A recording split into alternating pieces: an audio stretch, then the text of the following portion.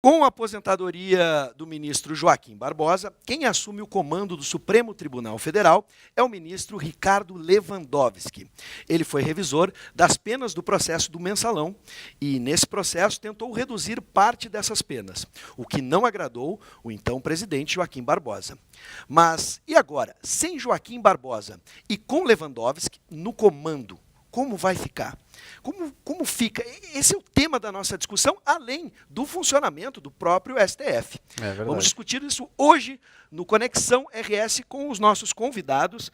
Vamos receber hoje Paulo Regis Rosa da Silva, advogado, e Eugênia Reichard, também advogada, e Reichard, vamos corrigir. O pessoal presidente da subestação da OAB de Canoas. Exatamente. Sejam bem-vindos. Muito bem-vindos ao nosso programa. Temos várias perguntas, mas eu acho que a primeira pergunta que a gente pode passar para a nossa audiência é como funciona o STF? Como essas pessoas chegam, esses magistrados chegam ao STF? Como é formado esse grupo e depois, consequentemente, como chegam à presidência, esse rodízio de presidentes? Perfeito. O STF ele tem uma característica, como toda a corte no Brasil. O tribunal ele não é formado apenas de juízes togados. O que significa isso para os nossos telespectadores? Juiz togado é aquele que é de carreira. Ele ingressou na magistratura através de um concurso público. Mas essas cortes superiores, elas não são formadas apenas de juízes de carreira. São formadas com juízes que militaram na advocacia, como nós. E que são indicados, é o que nós chamamos, está lá na Constituição, por isso que se denomina de quinto constitucional. Ou seja, uma parte da corte, dos membros da corte, é indicada e é extraída do corpo da OAB. Então, advogados militantes e que tenham realmente uma estrutura, um conhecimento, né, reputação ilibada, aquilo que diz na Constituição, né, doutora? Reputação. Saber jurídico. Então, por isso eles são destacados. Evidentemente que a nomeação é feita após passar pelo Congresso Nacional, e eles são sabatinados, né, e são nomeados pelo presidente da República. Esse é o procedimento. E para a chegada, doutora, à presidência de todos que compõem o STF, a indicação dos colegas para chegar a presidente? Na verdade, para chegar à presidência é feita uma eleição. Uhum. Mas depois de indicados pelo Senado Federal, os colegas, né, os candidatos, eles são nomeados pelo presidente da República. Sim. Isso é uma das questões bem importantes. E todos são nomeados pelo presidente da República. E são, depois, por uma eleição entre os colegas, e no caso do ministro Ricardo Lewandowski, ele teve 9 votos favoráveis e somente um contrário à eleição dele. Quem votou contra? Não, na verdade, essa informação eu não tenho para lhe dizer. Não é aberta. Não é aberta, eu não tenho como te assegurar. Agora, quem doutora, o que a gente pode esperar do novo presidente, o Ricardo Lewandowski, em relação ao Joaquim Barbosa? Pode haver um certo afrouxamento nas penas das condenações? Não, eu não acredito que tenha um afrouxamento nas condenações. Na verdade, o ministro Ricardo Lewandowski atuou no processo do Mensalão como um revisor, né? E agora, assumindo a presidência, na verdade, ele já assumiu interinamente a presidência do STF, com a aposentadoria do ministro Joaquim Barbosa. Eu tenho certeza que ele vai aplicar a legislação. Então, não haverá um afrouxamento. Claro que o juiz, no caso o ministro, ele usa a sua convicção pessoal também, mas ele tem que usar o regramento jurídico para, assim, determinar a liberação, a alternativa de penas. Eu não tenho dúvida que ele usará a lei processual adequada. Doutor, na opinião do doutor e da doutora, essas diferenças, essas convicções pessoais que ficaram bastante evidentes durante o processo do Mensalão entre Joaquim Barbosa e Lewandowski, como é que a gente poderia, resumidamente, entender o posicionamento deles frente à lei? A natureza humana nos diz isso com muita facilidade, ou seja, é muito comum em assuntos extrajurídicos nós termos opiniões diferentes sobre vários temas que dizem respeito à sociedade. Evidentemente que numa corte onde nós não temos um único pensamento, nós temos um único corpo, mas não temos um único pensamento. Evidentemente que nós teremos posições diferentes, tendências diferentes, e é isso que acontece. Agora, como a colega diz, e ratifico isso, não há como fugir, né, daquele corredor estreito que é o que a lei estabelece. Evidentemente, com interpretações que podem ser diferentes no sentido da convicção que cada ministro tem a respeito daquele assunto. Agora, a pergunta para os dois, tá? No julgamento do Mensalão, foi considerado um julgamento político por muitas pessoas, né? Qual é a avaliação de vocês? Foi correta? Foi errada? Foi político ou não foi político o julgamento? Eu não acredito num julgamento político. Eu acredito que foi, sim, um julgamento jurídico, foi embasado em conhecimentos jurídicos, né? Aliás, os ministros todos, né, são escolhidos dentre aqueles que têm notáveis saber jurídico, um conhecimento muito profundo da legislação e tem essa característica do entendimento. Nós sabemos, né, como bem disse o meu colega de debate, doutor Paulo, nós temos as nossas convicções e os nossos livre convencimento.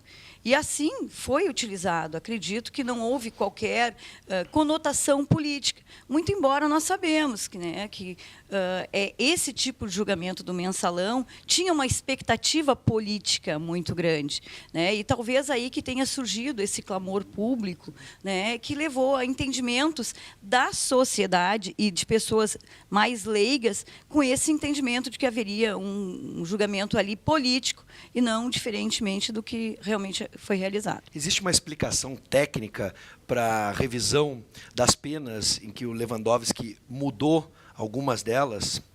Existe alguma explicação técnica ou parte também a partir de uma convicção pessoal esta revisão? A legislação processual, e esse é um aspecto que nós temos que ter cuidado, é que esses julgamentos se deram numa última instância. Né? Normalmente há um caminho inclusive bastante longo, né? O processo tramita na esfera estadual ou na esfera federal e até chegar à corte é um caminho longo. Neste caso, não, eles foram processados e julgados naquela corte. Então, alguns aspectos, inclusive esses aspectos que envolvem critérios, né, diferentes entre interpretações, são típicos, né, desta fase de um processo onde o julgamento final se deu ali. E, evidentemente, que por força dos princípios constitucionais de garantia de revisão, quem revisar o processo poderá ter uma interpretação diferente sem se afastar do cumprimento da lei. Muito bem, agora vamos fazer um raio-x sobre a atuação do Lewandowski no STF. Ele foi defensor do projeto Ficha Limpa. Ele influenciou para que o projeto entrasse ainda em 2010. Isso foi um avanço, na opinião de vocês? Com certeza. Na verdade, ele foi um dos grandes defensores da lei da Ficha Limpa, quando então presidente do Tribunal Superior Eleitoral.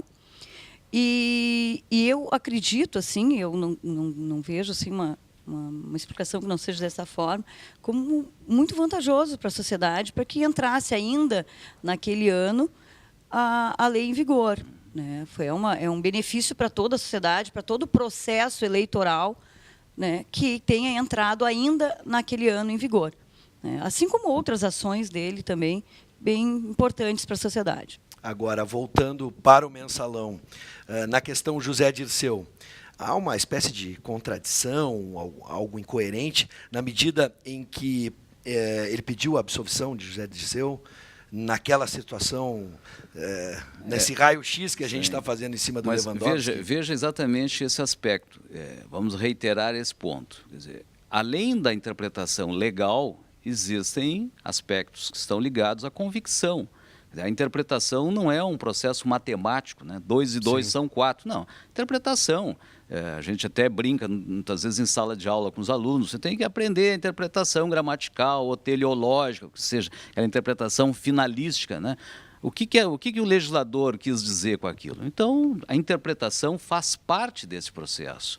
É evidente que nós, que somos advogados, a gente diz, olha, aquele magistrado tem um peso maior na caneta. Aquele outro não, ele é mais leve, né? Então, isso até faz parte do jargão dos advogados, da gíria, né? Então, é evidente, é a questão da convicção, é a questão da interpretação e a maneira que a pessoa enxerga. Se ela tem a caneta mais pesada, é porque ela tem uma convicção nesse sentido. Não significa ilegalidade, significa uma forma de aplicar a lei dentro dos seus preceitos, da sua convicção. Dá para a gente dizer, então, que, no caso, o Joaquim Barbosa tinha uma caneta um pouco mais pesada do que sem o dúvida, Lewandowski. sem dúvida. Com certeza, mas eu acho que é bem importante assim, fazer a diferenciação entre um e outro, né? Porque o ministro Joaquim Barbosa, ele tinha incumbência de relatoria dos processos. O ministro Ricardo Lewandowski era o revisor dos processos. Então, é muito importante, sendo um tribunal de última instância, como muito bem salientou aqui o meu colega, doutor Paulo, tem que ter esse cuidado da correta avaliação das provas, da correta aplicação da lei, porque é a última instância. Então, ali não se permite que alguma seara seja aberta de forma a prejudicar aquela parte que não terá outro recurso. Uhum. Né? Então, tem que ter esse cuidado, né? E na função, e aqui eu não faço qualquer defesa ao ministro, né? Até porque não tem qualquer interesse nisso, mas é bem importante que nós saibamos interpretar a situação, né? Ou seja, a função dele neste contexto processual, como revisor. Né? Uhum. Então, o relator do processo ele tem esse dever de relatar e de buscar ali, então, a aplicação, e o revisor ele tem que ter esse cuidado de saber se, por acaso, não está ali cometendo ou, então, avaliando a prova de uma forma errada, de forma a prejudicar o réu naquela ação. Então, resumidamente, a função... Porque na dúvida é pró réu. Né? Então, havendo uma dúvida quanto à substância da prova, ela tem que ser corretamente avaliada. Agora, para não ser injusto, só para a gente poder entender... Para que a justiça seja exatamente aplicada em sua para a gente poder entender. plenitude. No caso do mensalão, para não determinar e já sair indicando que o ministro, por exemplo, o ministro Lewandowski, a caneta é de pena, é mais leve, e que tradicionalmente o ministro Joaquim Barbosa tinha uma caneta de chumbo mais pesada, a função no mensalão de cada um dentro do processo é que leva... Né, ajuda, contribui para que cada um tenha uma visão diferente em cima do próprio processo. Com certeza. Agora, nós não podemos esquecer, me perdoe, é que, na verdade, embora existam decisões monocráticas, ou seja, é aquele ministro, é aquele julgador que vai proferir, nós temos que entender que o Supremo não é formado apenas de uma ou duas pessoas, né? É preciso o voto dos demais. Quer dizer, existe, mesmo... A colega acabou de mencionar o papel que ele exercia de revisor. Além do revisor, ainda existe o voto dos demais ministros, quando a matéria não é uma matéria de decisão unipessoal, monocrática, como nós chamamos. Agora, falando sobre a gestão do Lewandowski, né, ele disse que quer trabalhar na construção de alternativas para que nem todos os conflitos sejam judicializados. Né? Existe essa possibilidade de arranjar outras soluções? Com certeza. A própria Ordem Gaúcha, Seccional Rio Grande do Sul, em 2012, criou a Comissão Especial de Arbitragem, onde ali se busca a conciliação e a medição de conflitos. Porque se entende, aliás, isso não é um instituto novo, né, já é um instituto que existe há bastante tempo, que o Poder Judiciário está em colapso. Né? Aqui mesmo, na subseção, no ano passado, nós fizemos um movimento em razão do colapso do Poder Judiciário. Então, hoje, o Poder Judiciário ele não tem mais aquela capacidade de instruir e julgar os processos de uma forma mais adequada e que chegue ao jurisdicionado de uma forma mais ágil, rápida e plena. Então, o que acontece com esses institutos da conciliação e da mediação? É onde se leva o conflito para que ali se busque a conciliação e a mediação. Porque nós sabemos que muitos conflitos são suscetíveis de uma conciliação, de se chegar a um resultado mais satisfatório para o jurisdicionado, sem precisar passar por aquele processo moroso da judicialização. E esse instituto é muito importante e acreditamos na Ordem que seria um das possíveis resoluções desse problema do colapso do judiciário que enfrentamos hoje.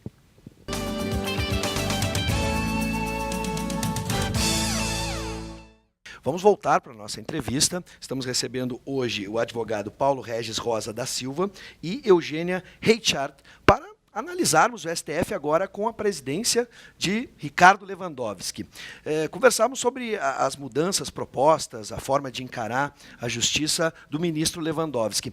Com aquela ideia de desobstruir o judiciário, de certa forma, acabar com o acúmulo de papéis em processos que poderiam ser mediados inicialmente, a gente pode esperar, a partir de agora, no STF, uma justiça mais ágil no Brasil?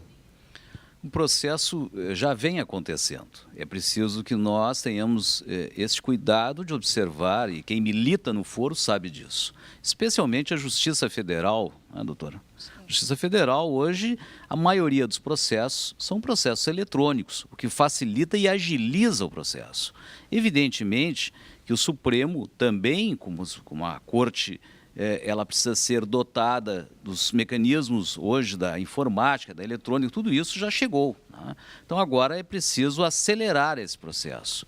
E dentro desses instrumentos, nós poderemos alcançar em breve tempo uma agilidade. Tenho certeza que essa convicção do ministro, por ser ele também do Conselho, presidente do Conselho, ele vai dotar e vai contaminar, no bom sentido, que a justiça brasileira como um todo ande com essa agilidade que todos nós esperamos, não só os advogados e principalmente as partes. Doutora, para finalizar. É possível ressaltar que hoje os agravos de instrumentos já são totalmente digitalizados e enviados para o STJ e o STF. E me parece, assim, pelo que tenho acompanhado um pouco do ministro Ricardo Lewandowski, já em 2008 ele instalou e foi certificado com ISO 9001 em seu gabinete pessoal. Então, ele pretende estender isso ao CNJ e ao Poder Judiciário. Então, eu vejo assim com um ar bem moderno, um avanço bastante significativo em termos de Poder Judiciário com a instalação do ISO 9000, com a certificação, quem sabe, do Poder Judiciário, onde ele, quem busca uma liminar hoje, em 24, 48 horas tem o despacho. Nós sabemos que isso, em termos de Poder Judiciário, é um avanço bastante significativo. Então, eu vejo que o ministro Lewandowski tem esse braço talvez mais moderno, que possa contemplar os jurisdicionados com uma justiça mais ágil e mais efetiva. Sem contar que eu gostaria de fazer aqui uma referência, que eu, verificando assim, um pouco da postura do ministro, ele tem uma postura de vanguarda, porque assim como defensor da lei ficha limpa, ele também foi grande defensor, e no momento que ele relatou um processo, ele estendeu ao Poder Executivo, Legislativo e Judiciário a lei contra o nepotismo. E também, como estendeu também, no momento que ele relatava um processo, também tornou-se depois uma súmula vinculante à unidade familiar compostas de membros de um mesmo sexo. Então, a união homoafetiva com partilha de bens, com a possibilidade de partilha de bens e de recebimento de benefícios. Então, vejamos, é uma visão moderna, é uma visão de vanguarda que o ministro, tenho certeza, que vai estender na sua gestão. Muito obrigado, doutora. Muito obrigado, doutor Paulo, doutora Eugênia. E eu tenho certeza que a expectativa não só dos advogados, de todos os envolvidos, mas da população brasileira. Obrigado pela presença. Agradecemos, estamos à disposição. Foi um ótimo debate, Agradeço. muito obrigado.